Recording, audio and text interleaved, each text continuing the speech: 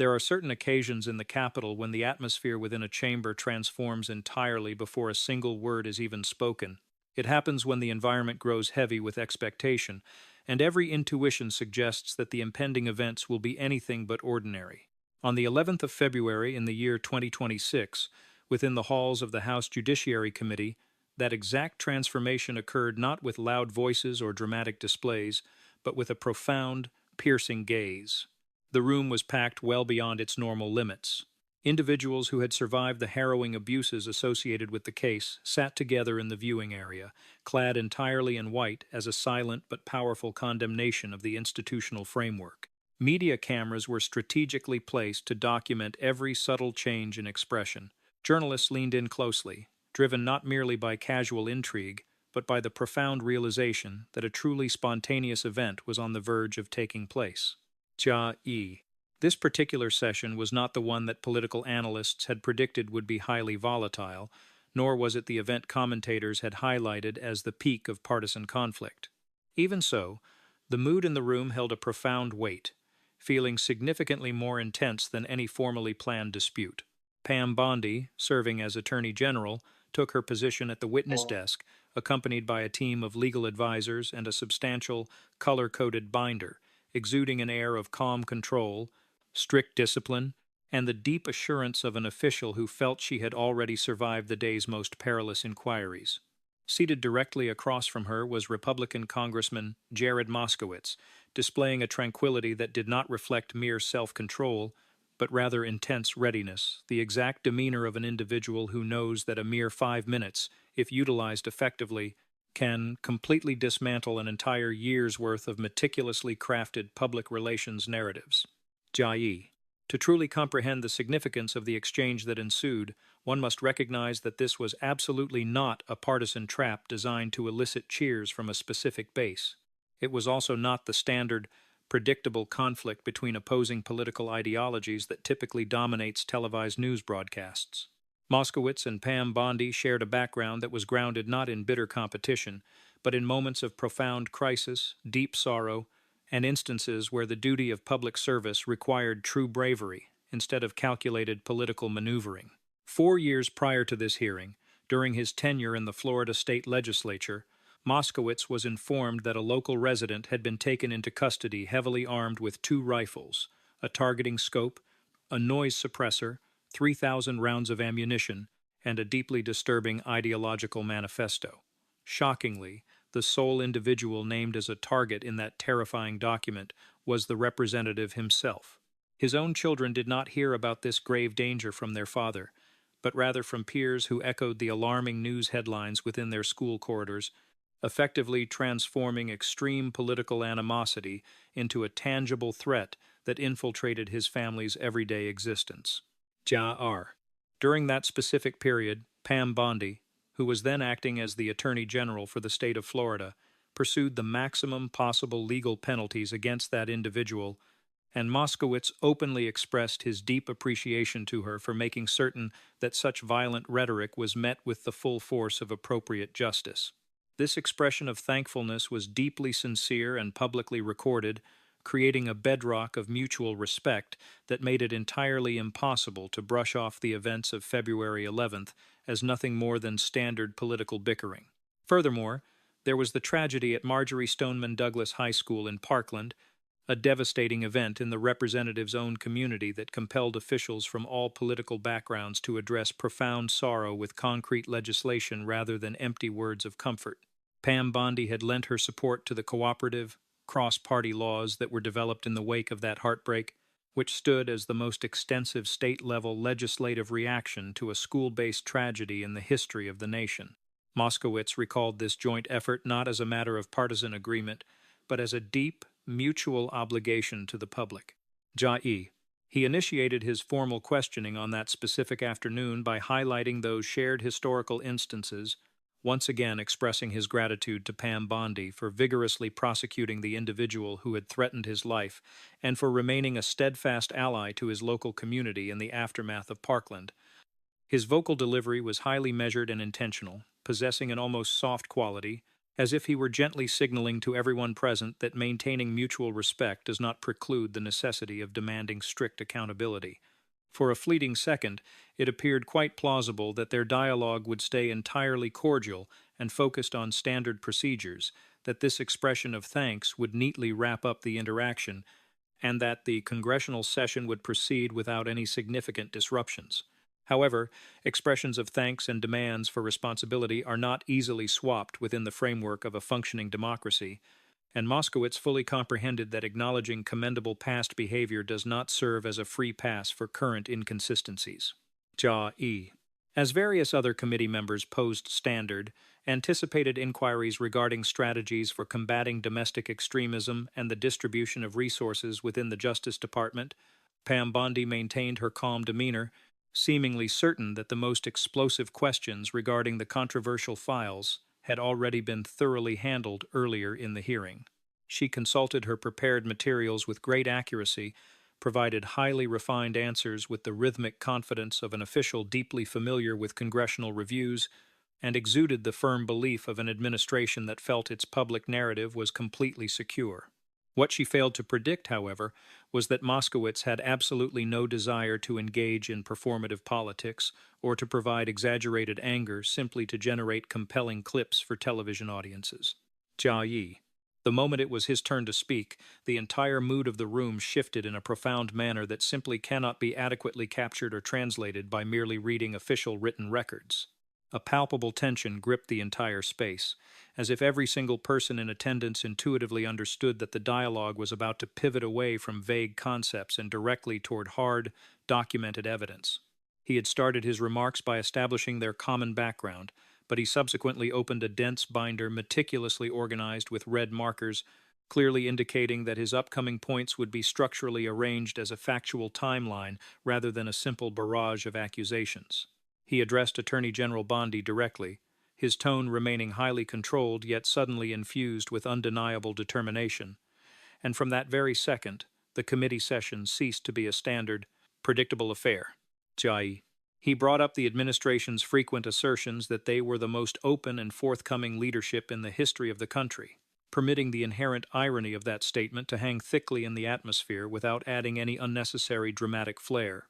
He pointed out that prior to this administration, the concept of governmental openness was rarely cited in this specific context with such repetitive zeal, and his observation struck the room not as a humorous jab, but as a deeply calculated thematic contrast.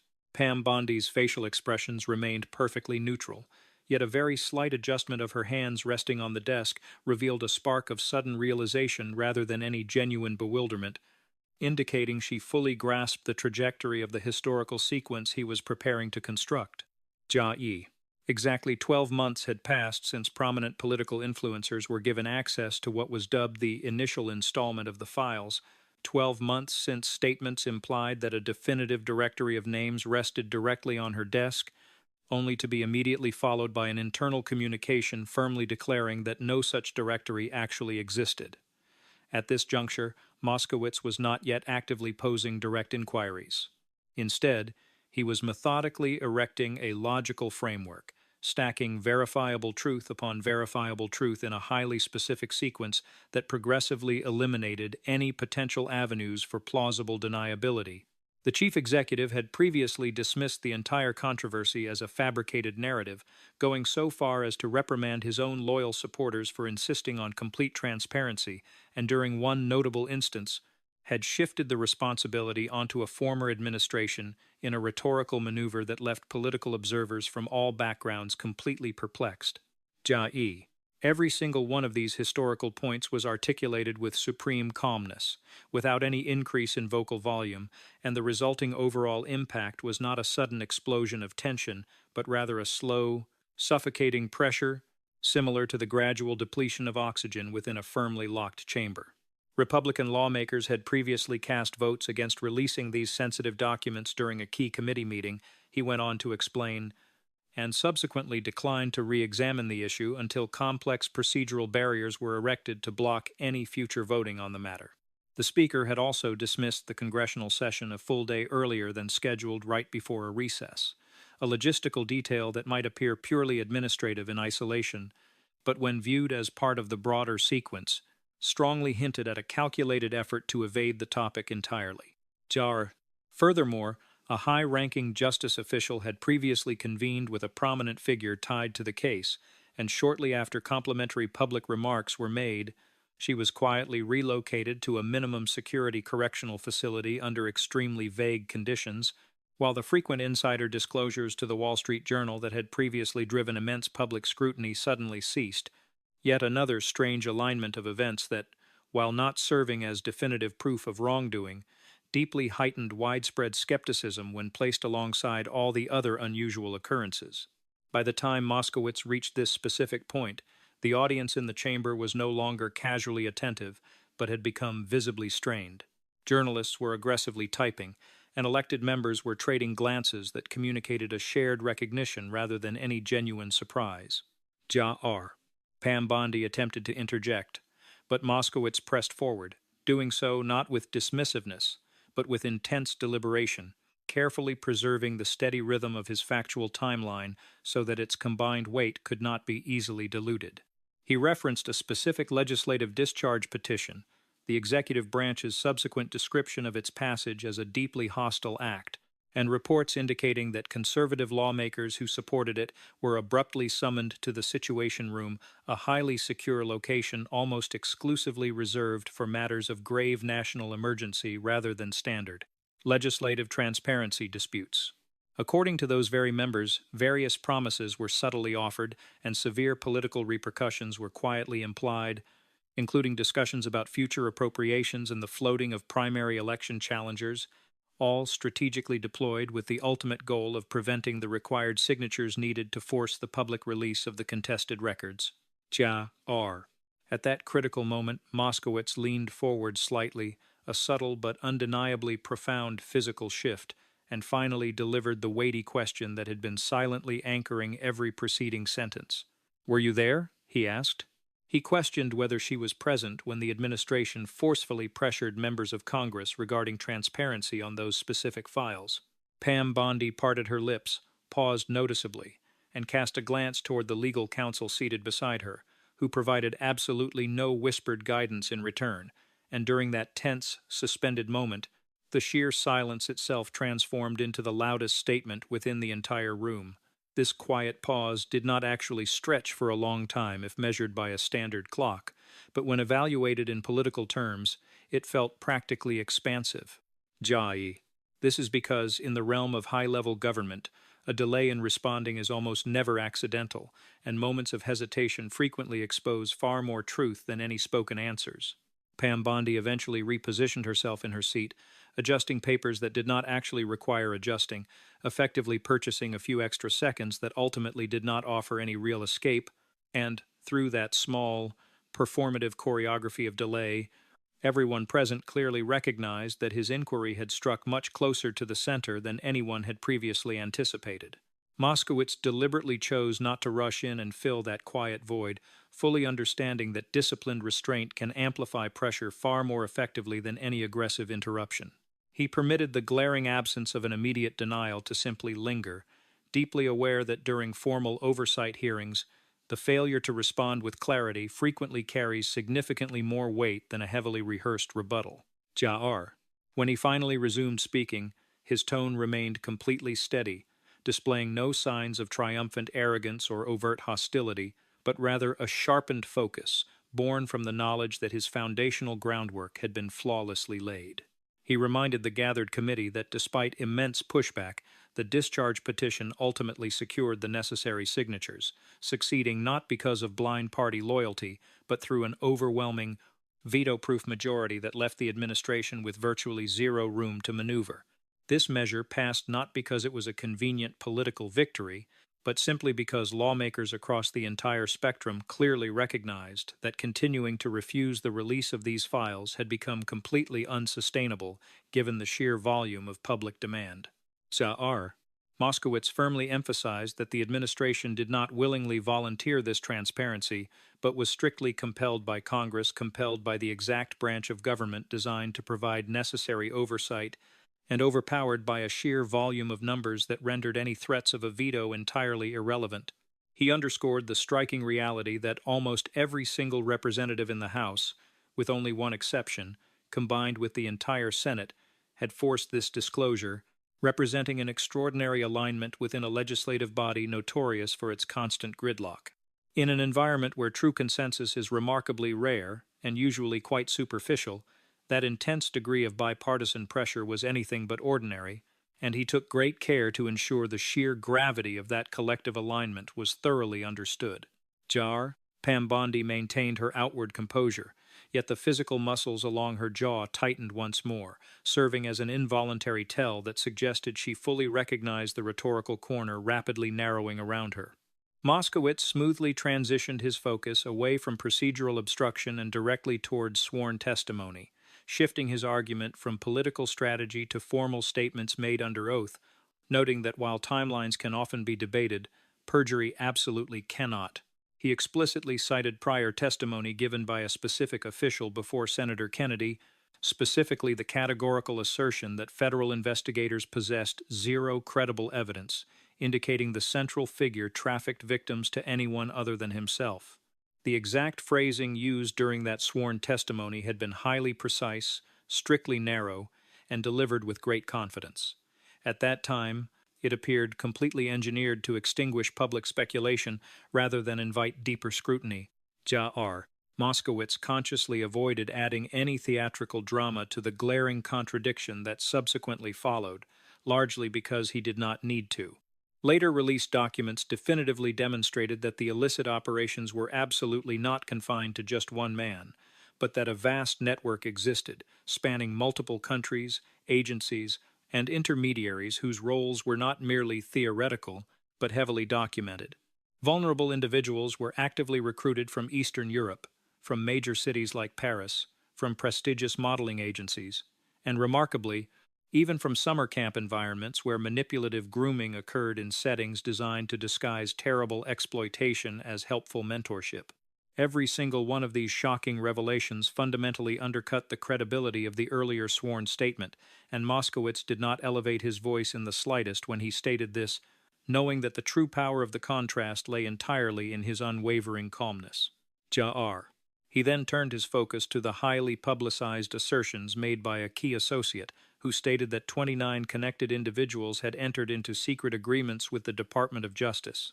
These secretive arrangements heavily implied deep knowledge, active complicity, or at the very minimum, complex legal negotiation. The reality of a comprehensive list, which had previously been fiercely denied, now appeared entirely supported by completely unredacted names and allied co-conspirators clearly identified in official government documentation, meaning the standard defensive phrase claiming that there is no list completely lost the absolute certainty it had once carried. Moskowitz allowed this heavy implication to resonate throughout the room without offering any subjective editorializing, simply because the verifiable public record had already begun to speak profoundly for itself. He specifically referenced the associate's stated willingness to seek a lighter sentence in exchange for providing additional names, an offer that drastically complicated the official narrative claiming that nothing substantial remained undisclosed. The cumulative effect of meticulously stacking these specific details was not a display of theatrical outrage, but rather a tightening sense of inevitability, much like watching a complex case file being flawlessly assembled in real time. Pam Bondi adjusted her microphone slightly, perhaps as a subtle physical cue to signal her readiness to respond, but Moskowitz continued speaking, doing so not out of disregard, but because the very structure of his logical argument required continuous, uninterrupted momentum. He circled back to the previously mentioned official's testimony, this time zooming in on the specific assertion that a prominent political figure's name appeared fewer than 100 times within the massive trove of files. Subsequent documentation indicated a vastly different reality, and Moskowitz completely refrained from embellishing the massive numerical discrepancy. He merely contrasted the legally binding spoken words directly against the newly released pages. It was precisely at this moment that he reached for a commercially branded Bible bearing the former leader's name in gold lettering, an object that would instantly transform into a powerful visual symbol within seconds. He elevated the object for all to see, doing so without any extravagant flourish, but with deliberate clarity, making absolutely certain that the media cameras captured both the specific cover and the serious, unwavering expression on his own face. He calmly remarked that the politician's name was found more frequently within those illicit files than the name of God appeared within that very religious text, and that specific line sliced through the chamber, generating a complex mixture of pure disbelief and spontaneous, involuntary reactions. Ja-er. A few sharp gasps emerged from the public gallery. A handful of suppressed laughs escaped from other members who fully grasped the sheer rhetorical audacity of the moment, and for a brief split second, the entire proceeding felt significantly less like routine oversight and far more like a devastating public exposure. Moskowitz did not linger on the comment as a joke, fully aware that it was not meant to be humorous, but rather served as a highly effective device, a method for condensing a massive numerical contradiction into a stark metaphor that was completely impossible to ignore. He seamlessly followed up with yet another stark analogy, pointing out that the politician's identity was documented much more often in those files than a famous fictional wizard's name appeared across his entire 7-book series. Ja-er. While the comparison seemed somewhat absurd on its surface, it carried a sharp and profound underlying implication, that repetition within legal documentation is never merely incidental, but heavily indicative of a larger pattern. He returned the religious text to the surface of the desk with remarkable physical control, avoiding any loud slamming noises or wild gestures, simply allowing the powerful imagery to settle into the minds of the audience. Next, he pivoted to discuss public comments made by a prominent executive regarding a specific visit to the disgraced financier's residence in 2008, where he claimed to have observed a specialized massage table resting conspicuously in the living room. It was a highly specific detail that naturally raised far more deep questions than it ever answered. Ja-er. This executive had publicly stated that the host claimed to receive these treatments daily, carefully noting it was supposedly the right kind of treatment, utilizing a phrasing that heavily carried deeply inappropriate insinuations without offering explicit confirmation. According to the executive's own recounting, he and his spouse mutually decided they would never again share a room with that host after that deeply unsettling visit, framing their choice as a swift and permanent moral distancing. Yet, official documents that were later made public clearly proved that 4 years later, long after the host had officially pleaded guilty to severe state-level charges, this same executive and his family were documented as being present on the notorious private island, deeply complicating their loudly proclaimed narrative of a total and permanent separation. Ja-e. Moskowitz delivered this glaring contrast with plain, unadorned language, casually adding that as a resident of his home state, his preferred family vacation destination was a popular local theme park rather than that highly controversial private island. The chamber reacted to this, not with chaotic uproar, but with a quiet, stunned recognition of the undeniable truth. Pam Bondi's physical posture stiffened noticeably, yet she refrained from interjecting, likely calculating in the moment that any attempt to interrupt would only serve to amplify rather than diminish his devastatingly effective point. Moskowitz pressed on, citing additional records that directly disputed the former leader's boastful claim that he had personally expelled the disgraced figure from his luxury club, bringing up conflicting statements from the property's own management that told a completely different story. Every single one of these distinct elements continuously reinforced the exact same central theme, that the carefully crafted public narratives and the actual, documented historical timelines were completely unaligned. The entire proceeding had by this point moved massively beyond standard procedural oversight and plunged deeply into the treacherous territory of basic credibility, and it is a known reality that once credibility is severely questioned, it cannot be easily restored. The members of the press were no longer merely typing out transcriptions. They were constantly exchanging loaded glances that clearly signaled a mutual recognition of the sheer magnitude of the historical event unfolding right in front of them. Moskowitz never raised his voice to a shout. He completely avoided hurling insults or making his accusations venomously personal. Jai. He simply assembled one undeniable contradiction on top of another until the act of denying them would logically require either a massive, complex explanation or a desperate, aggressive attack. Pam Bondi's absolute silence during these critical, key moments actually spoke far louder than any pre-written defense statements ever could have, simply because in environments demanding transparency, clear answers are the most valuable currency, while hesitation strongly suggests a deep deficit of truth.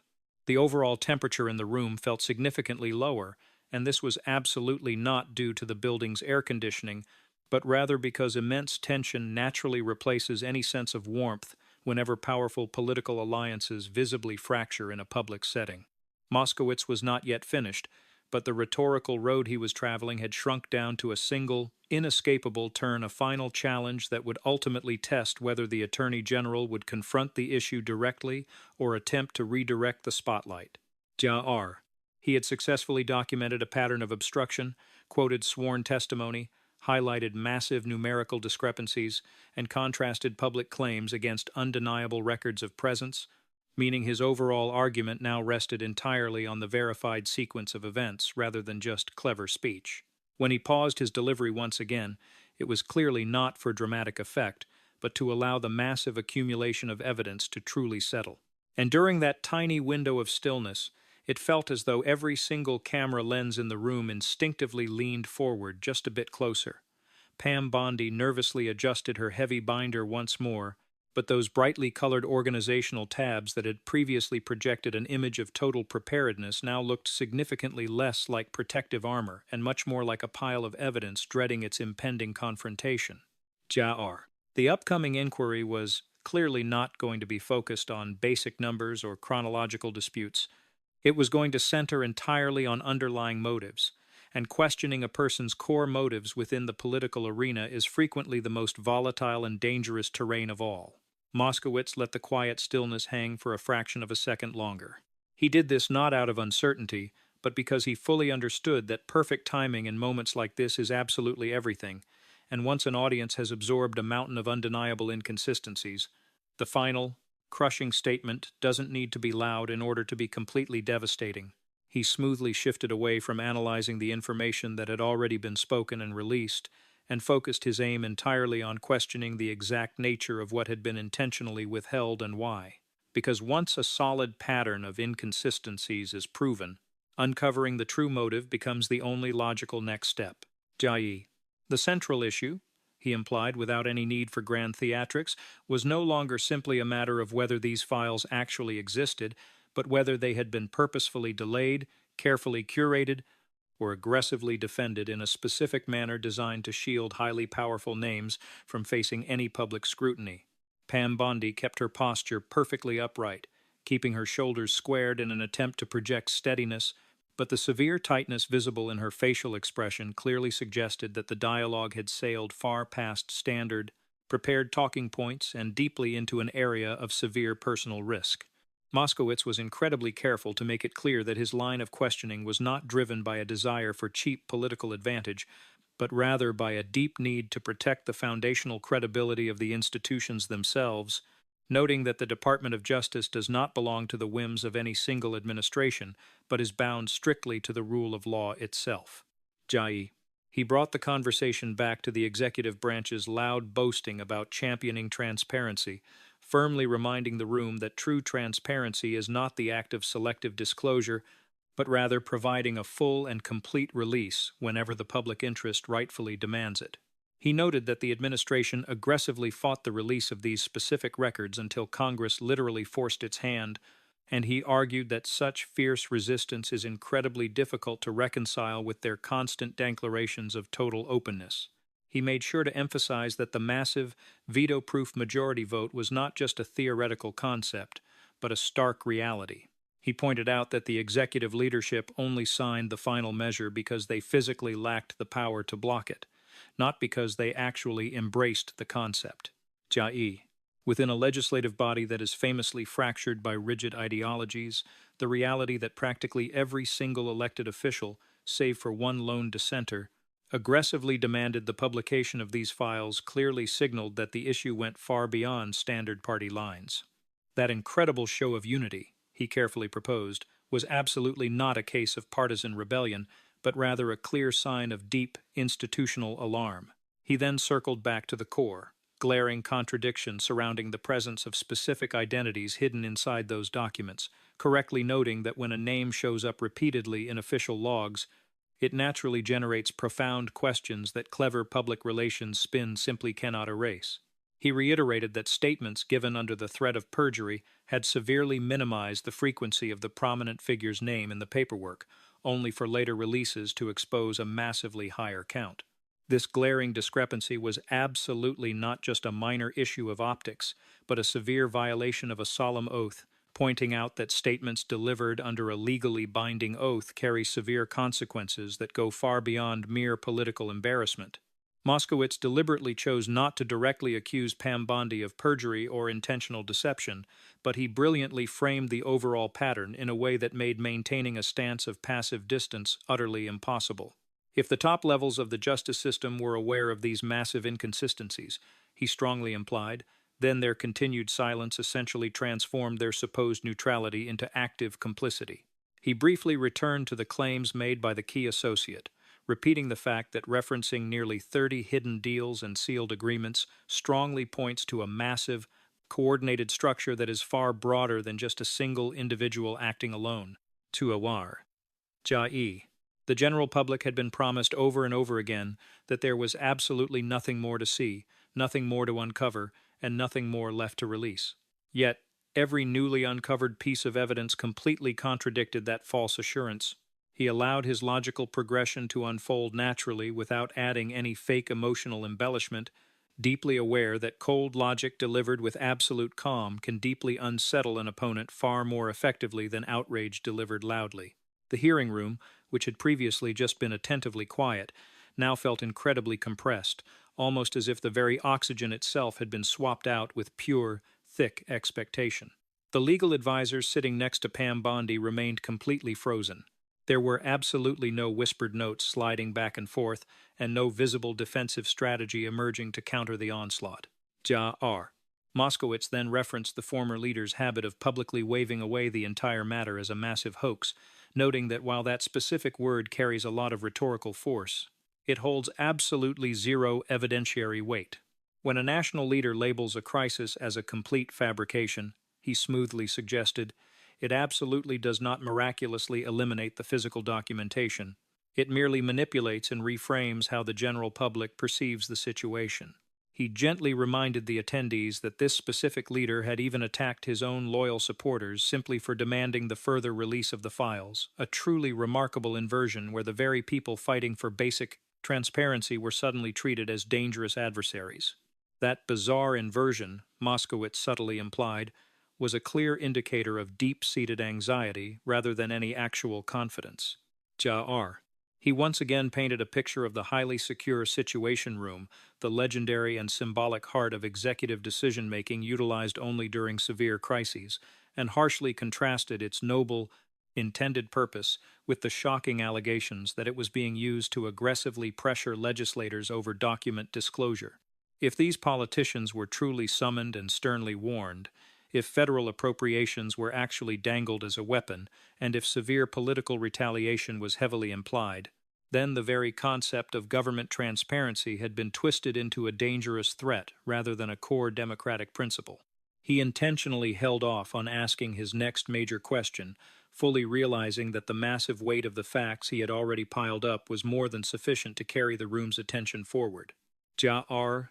He spoke passionately about credibility, framing it not as a cheap partisan asset, but as an absolute national necessity, noting that whenever the justice system is perceived as acting as a shield for elite individuals, the faith of the people deeply erodes across all political boundaries. Pam Bondi attempted to interject into the conversation once again, but Moskowitz kept speaking, his voice remaining perfectly steady, actively refusing to escalate into a shouting match while absolutely refusing to retreat an inch.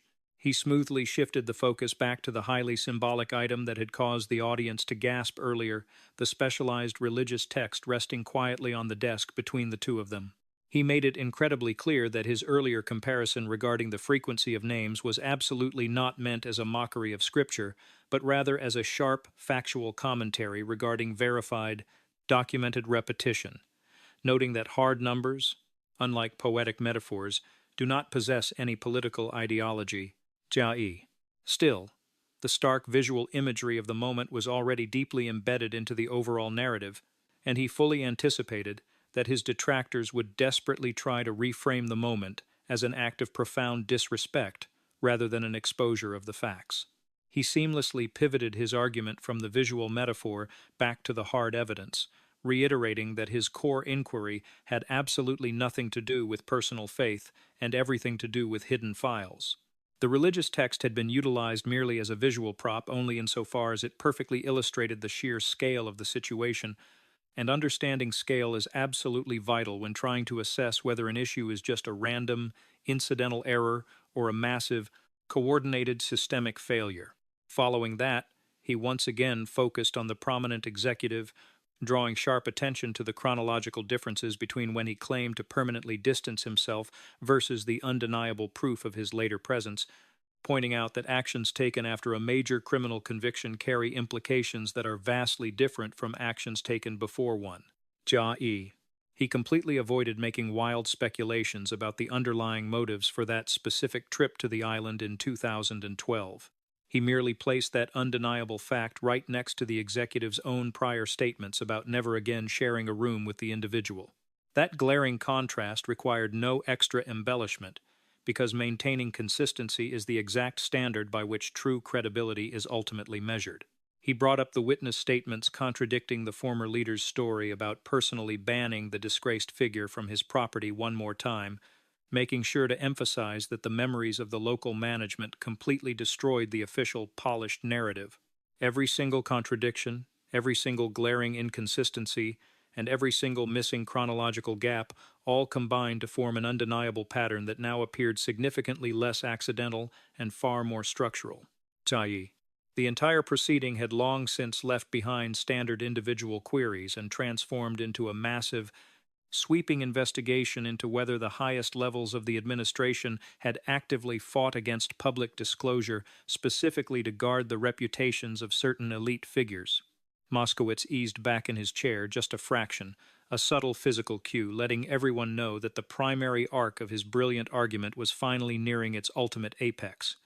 He gently reminded Pam Bondi that his intense line of questioning was absolutely not a personal attack on her past service, nor was it a dismissal of her impressive record in Florida, nor was it a denial of the moments they had previously shared during times of crisis. The core issue, he carefully explained, was figuring out if performing a noble, righteous act in the past somehow grants a person a free license to avoid doing the right thing later on when it suddenly becomes politically inconvenient. The stark distinction between expressing gratitude for past deeds and remaining quiet about current failures resurfaced, appearing even sharper now, because staying totally silent while glaring lies are being told essentially becomes a quiet endorsement by default. He reminded everyone that he himself was a Republican, and he was currently addressing a Republican Attorney General, deeply underscoring the fact that this intense exchange simply could not be brushed off as standard partisan hostility. Whenever a fierce demand for accountability arises from inside the very same political party, rather than from its outside opponents, it naturally carries a vastly superior level of moral weight.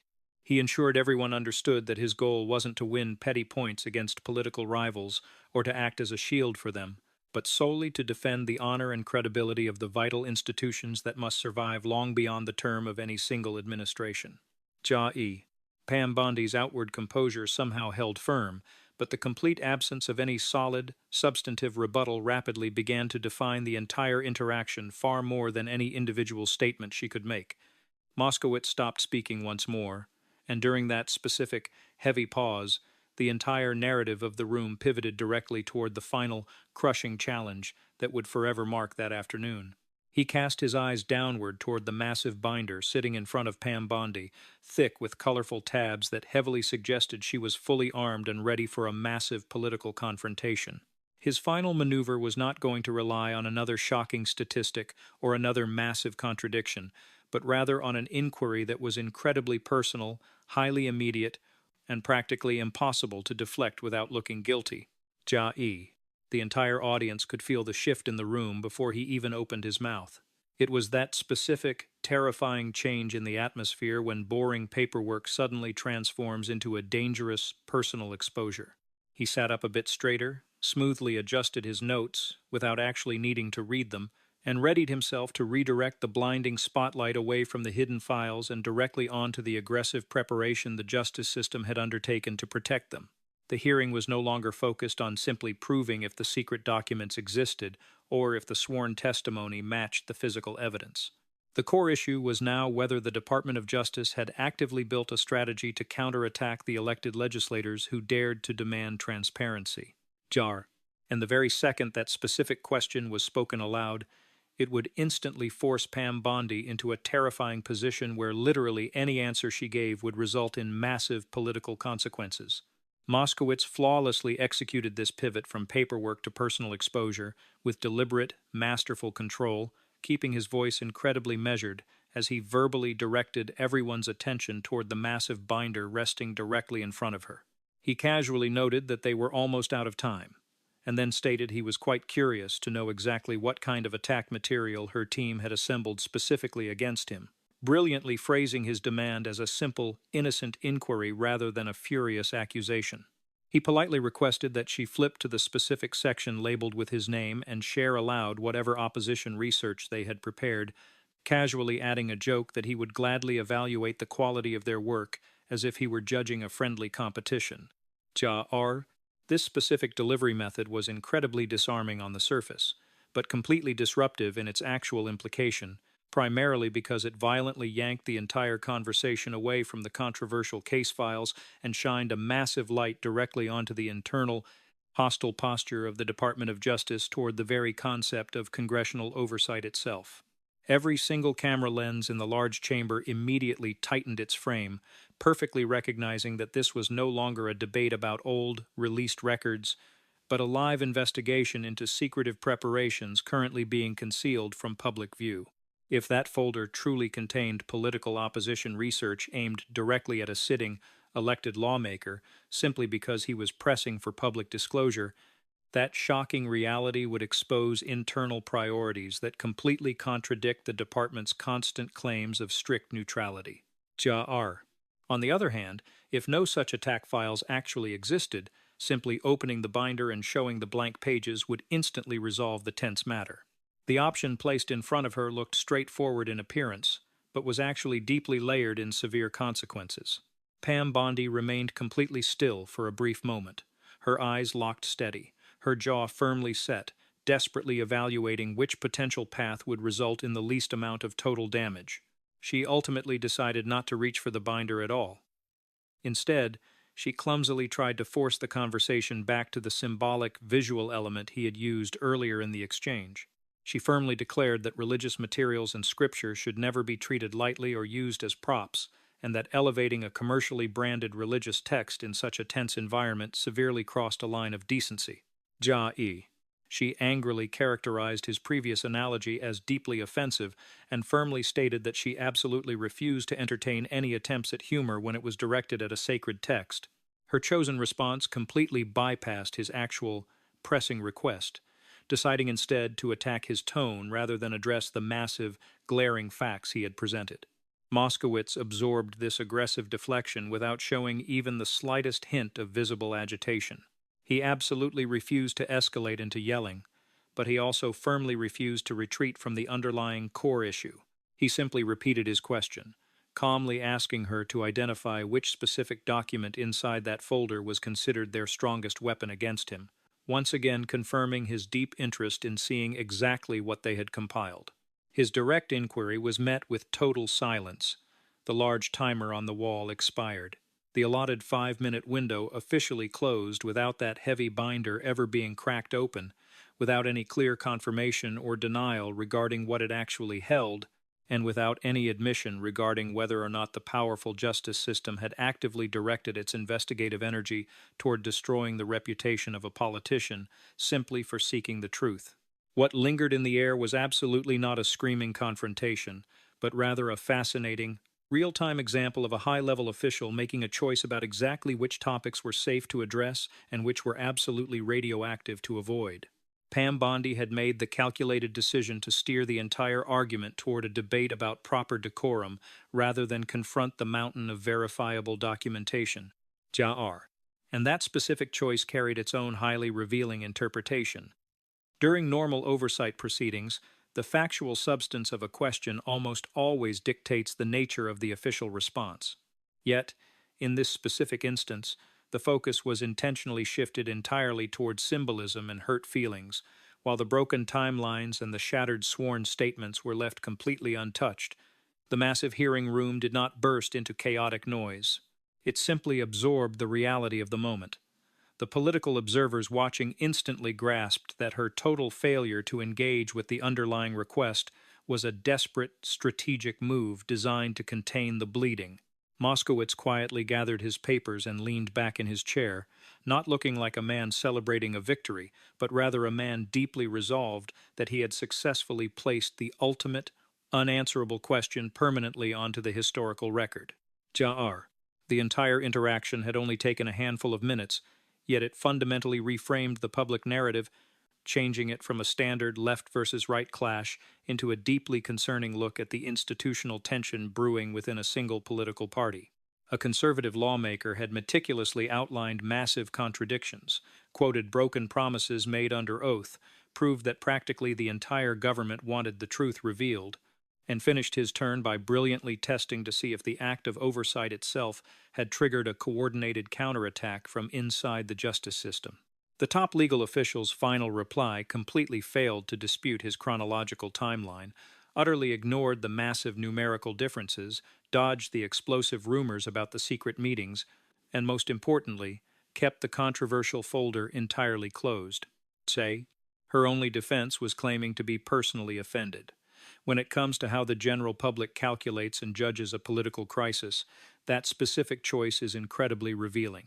When a highly detailed argument built on facts, dates, and legal promises is met with a weak complaint about bad manners and propriety, the citizens watching at home immediately draw highly damaging conclusions about exactly which side is desperately hiding the truth. This brilliant confrontation did not need screaming or wild theatrics to achieve a permanent impact. Its entire power relied solely on the glaring difference between the mountain of undeniable proof and her weak, evasive reaction. Within a matter of minutes, video clips of the exchange circulated rapidly across the internet, breaking completely out of standard political echo chambers, specifically because the unique dynamic defied any easy partisan labeling. The deeper significance of the event extended far beyond just one single afternoon hearing.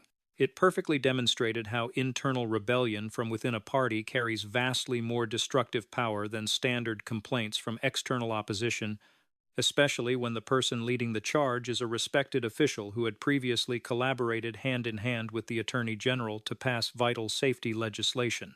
Moskowitz had brilliantly opened his remarks by honoring their positive history together, clearly separating his genuine personal respect for her from his intense, unyielding demand for systemic institutional scrutiny.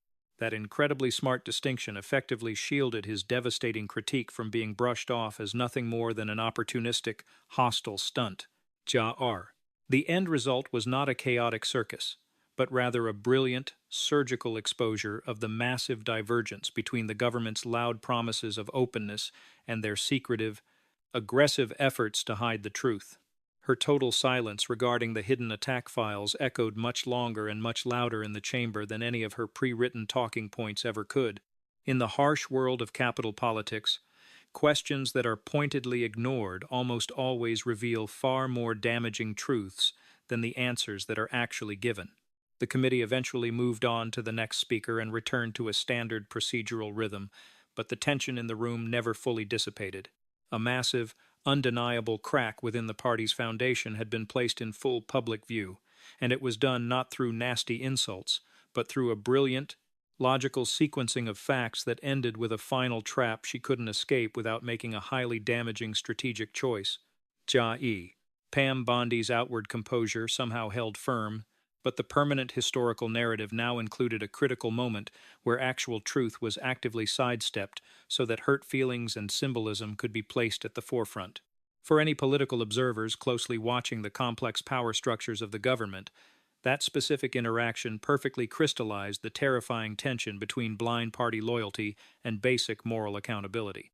The entire debate underscored beyond a shadow of a doubt that information forcefully extracted from the government by an overwhelming vote is drastically different than information willingly shared by an honest executive branch. It brilliantly showcased how official statements made under oath, once proven to be complete lies by physical evidence, create a level of guilt that simply cannot be neutralized by whining about an opponent's tone of voice. It clearly demonstrated how a fierce demand for truth coming from an ally is impossible to wave away as a partisan trick, and it ultimately left a massive, glaring mystery regarding exactly what kind of destructive secrets were hiding inside that heavily guarded folder that remained closed. A mere 5 minutes of speaking time can easily summarize an entire year's worth of corrupt political maneuvering into one single, undeniable visual record. On the 11th of February, that incredible compression of time was achieved not by yelling louder than the opponent, but by brilliantly highlighting exactly what the opponent refused to talk about through selective engagement. The historical logs of that day now permanently contained an airtight timeline of events, direct quotes proving perjury, undeniable proof of bipartisan demand for truth, and one final, brilliant question that proved the government's first instinct when questioned is to prepare defensive attacks against its own citizens. Jia. Her desperate refusal to engage with that final question absolutely did not make the problem disappear. In fact, it only placed the entire issue into infinitely sharper relief for everyone watching.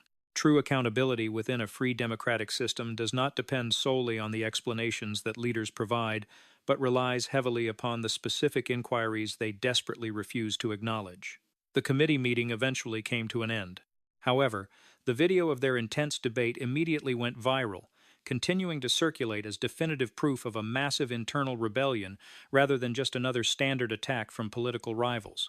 In that sense, the most powerful and enduring part of that entire afternoon was not the brilliant analogy involving the sacred text, nor was it the shocking exposure of the numerical lies, but rather the unforgettable visual of a heavy, closed folder that somehow managed to reveal far more truth to the world than any of the hidden pages locked inside it possibly could have. Jared